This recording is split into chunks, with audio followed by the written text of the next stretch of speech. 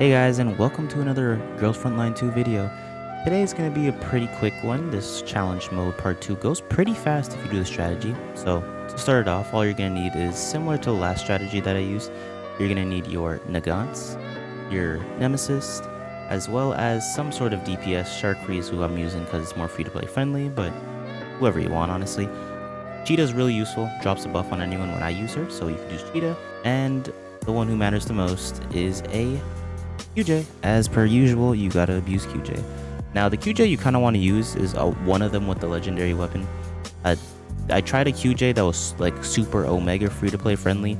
Didn't really work with this strategy, so try to get a semi-decent one, but yeah, just a QJ will suffice. And yeah, so the strategy is actually pretty simple. Weirdly enough, this Ironside seems to have less HP than the other ones, I guess. I don't even know a better way to say it.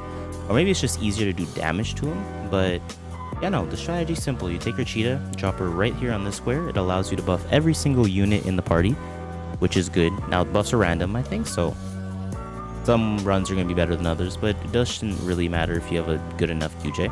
You're going to go up, you're going to use your buff, and then all you're really going to do with all the other units is drop as much defense down as you can.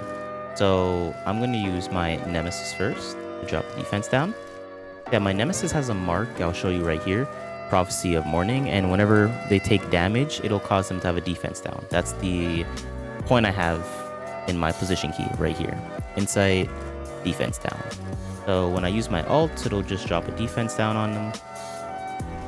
Use her first just to get it down. It's actually not that useful if you use it like this because the QJ always drops a defense down, but just a note for you to know. Now I'm going to drop Vulnerable, so it takes more damage on top of that. And then I'm simply just going to take my Sharkry, pull her over here. And when you use her ult, it has a little bug, I think, with the follow-up attacks. So it's going to make your Cheetah attack again, and that's useful. Something I've learned a bit, but don't know if it's a bug or if it's by design. I'm still uncertain. So she'll go, she'll break, and by now you should be close to half health. From here, he's going to hit your Cheetah like 90% of the time when you use this strategy. But you need her to be able to survive this wave of attacks. He always does this every single time. I've done it like 9 or 10 times.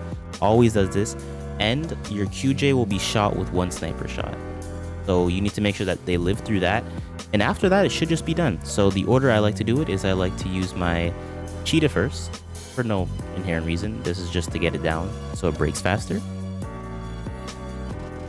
One thing that it's always useful to do is you should look at the buffs that the boss has.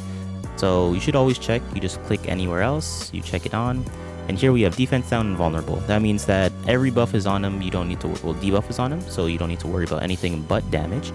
And you don't really need to put your Nagant here. You can put it directly in front of him, and you just want to do as much damage as possible. So you can see his health bar is basically gone by now because of the amount of sheer debuffs that are on him. Debuffs are a really important thing, and you really need to acknowledge how good they are. As you'll see in all my new videos, trust me, debuffs go a long way. Here we go again. Let the QJ keep doing damage. And I sort of messed up the order too, which is funny. You're supposed to use her ult before you use everyone, but even with that mistake, she does enough damage to kill him anyways. So we could use our Sharkry, use her damage up. And yeah, that's about it. This one's probably the simplest one of the entire event.